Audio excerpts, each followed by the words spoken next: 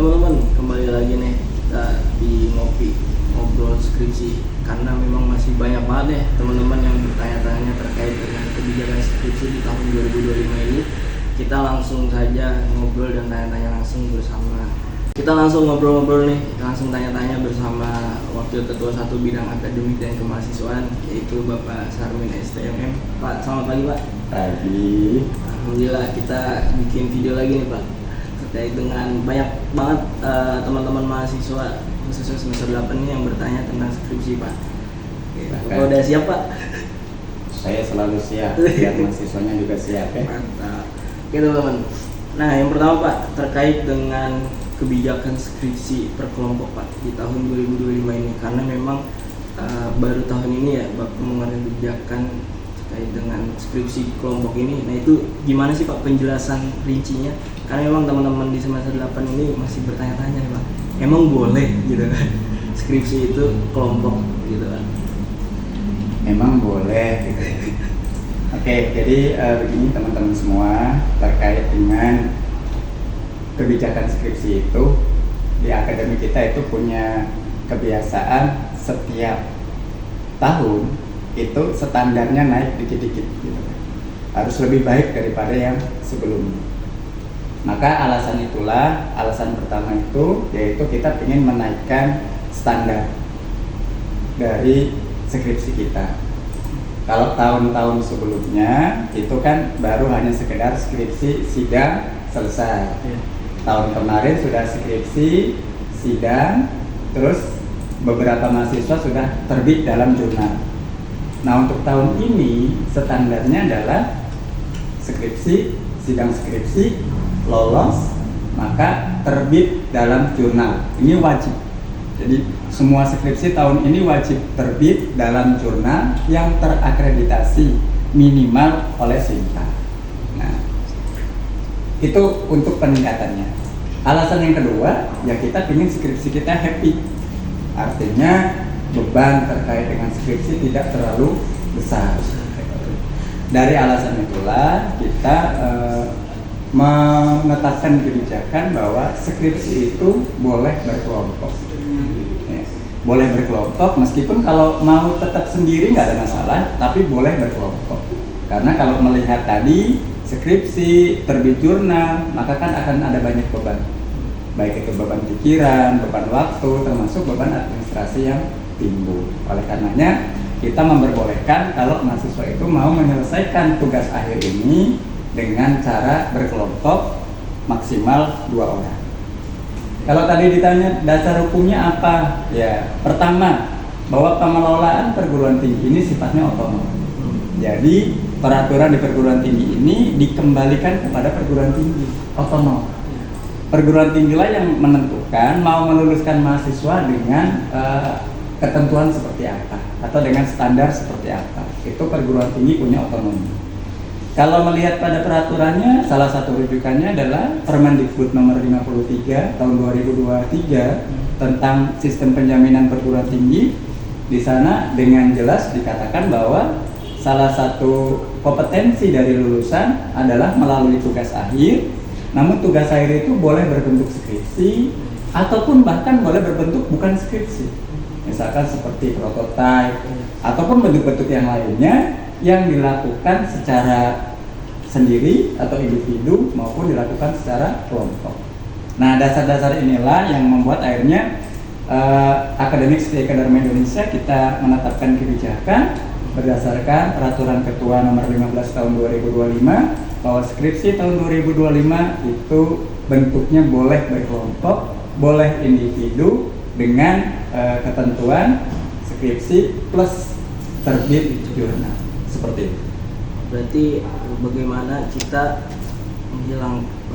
mengurangi beban mahasiswa yang biar nggak terlalu pusing gitu Pak, tapi tidak menurunkan kualitas gitu. Ya itu salah satu alasan boleh seperti itu. Alasan lainnya juga ya karena kan dengan kelompok ini tentu kita berharap kualitas skripsinya lebih bagus, kajiannya lebih bagus, lebih mendalam karena dua pemikiran bersatu, sehingga kualitas daripada skripsinya, kualitas daripada penelitiannya nanti juga mengalami peningkatan dari yang sebelumnya. Karena kan kalau mahasiswa akhir tuh bayang-bayangnya skripsi itu seperti hantu gitu Pak, ya kan? Menyeramkan. Tapi dengan kebijakan ini kita bisa berdua, akhirnya beban itu mungkin mulai turun gitu kan, dan tapi tidak mengurangi kualitas kelulusan juga. Justru kita ingin meningkatkan kualitas, Betul. makanya kita gabungkan pemikiran lebih dari satu orang. Ya, oke. Terus Pak, terkait dengan ini Pak, itu kan tadi kebijakan-kebijakan yang sudah dikeluarkan ya. Nah, terus kemudian manfaat berkelompok nih Pak. Untuk kita yang semester 8 nih, mahasiswa semester 8, manfaat kelompoknya itu apa sih Pak? Ya manfaat kalau kita kan secara kebijakan boleh ya, boleh kelompok, boleh individu. Tapi kalau saya sendiri ya, kalau ada kebijakan seperti itu justru milih kelompok kan. Iya. Manfaatnya ya banyak.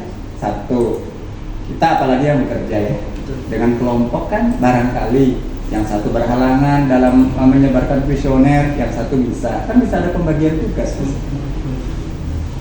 Baik, yang kedua dari sisi beban pikiran bisa dipikirkan bareng-bareng, beban waktu tadi bisa dibagi, termasuk beban administrasi. Kan skripsi itu juga ada kos-kos lain ya di dalam prosesnya, namanya juga penelitian. Setelah skripsi pun ada, contohnya nanti kan ada kewajiban untuk melakukan jilid ya, penjilidan untuk didokumentasikan, diserahkan ke kampus dan seperti itu juga perlu biaya. Ataupun tadi untuk publikasi sendiri kan kita udah tahu bersama itu juga ada biaya yang tidak sedikit. Nah kalau dengan kelompok tentu kan beban-beban itu bisa di-sharing gitu ya, tidak ditanggung sendiri seperti itu. Ya, artinya kalau berkelompok ini manfaatnya beban pikiran, beban keuangan itu mulai menyusut ya Pak ya? Iya dong pastinya, yang pasti kan kalau berdua itu lebih asik daripada jomblo. Nah itu teman-teman. Terus kemudian Pak, terakhir ya Pak, pertanyaan terakhir terkait dengan tips memilih kelompok Pak, karena kan ini sebagai tugas akhir ya Pak, jangan sampai kita memilih orang gitu kan. Ini juga penting ya teman-teman ya, karena kelompok ini tidak boleh semangat di awal, karena skripsi itu pasti penuh tantangan gitu ya. Nanti di dalam perjalanan menghadapi tantangan, kelompoknya bubar, itu juga hati-hati ya. Jadi pastikan teman-teman pertama adalah memilih yang rumpun keilmuannya sama. Kalau di kita ya yang jurusan dan konsentrasinya sama. Kalau yang akuntansi dengan yang akuntansi, yang manajemen juga dengan yang manajemen. Manajemen juga ada perbedaan konsentrasi, SDM dengan SDM, pemasaran dengan pemasaran. Karena nanti kajian skripsinya temanya harus sesuai dengan konsentrasi kita. Nah itu yang harus diperhatikan pertama. Berikutnya ya silakanlah cari yang kira-kira bisa bekerja sama dari sisi waktu gitu ya. Jadi jangan prinsipnya saya mau kelompok sama dia karena dia punya banyak waktu supaya nanti dia yang bekerja, saya enggak, itu jangan. Tapi tujuan kita memilih teman adalah biar proyeknya bisa selesai. Nah, mungkin kalau boleh tambahan itu diabaikan kelompok-kelompok yang hanya mementingkan karena ada rasa lah mungkin yang namanya mahasiswa gitu ya. Ada rasa ke dia, pinginnya sama dia. Nah, itu juga ada plusnya, ada minusnya. Ada minusnya lah nanti kalau perasaannya itu lagi ada masalah dalam tanda kutip, skripsinya itu dipertaruhkan. Maka bentuklah kelompok secara profesional aja, gitu kan, dengan teman yang kira-kira bisa bekerja sama agar skripsi ini tetap lancar. Karena pasti sendiri saja mahasiswa itu pasti ada perbedaan-perbedaan ide dengan pembimbing, apalagi antar anggota itu juga pastinya ada. Makanya kalau memilihnya secara profesional nanti penyelesaiannya pun akan profesional. Oke, itu teman-teman terkait dengan beberapa pertanyaan yang sudah masuk nih ke saya pribadi secara japri ya. Semoga penjelasan Pak Armin ini bisa membantu teman-teman yang masih bingung nih dalam menentukan kelompok, yang masih bertanya-tanya apakah boleh skripsi itu berkelompok dan lain sebagainya. Semoga video ini bisa menjawab. Oke, tambahan satu ya. Oh iya, boleh. Karena ini kelompok, bagi teman-teman yang sudah menentukan kelompok, silakan langsung diproses untuk kira-kira mau meneliti apa, temanya apa, judulnya apa. Nanti kita ketemu di workshop itu sudah menyiapkan kandidat dari tema atau judul dari skripsinya, baik itu yang untuk individu ataupun itu yang kelompok. Oke, itu aja. Berarti pas hari Sabtu workshop sudah terbentuk kelompok ya Pak? Supaya lebih happy begitu. Oke, siap. Oke teman-teman, terima kasih. Itu saja. Terima kasih Pak Armin. Sama-sama.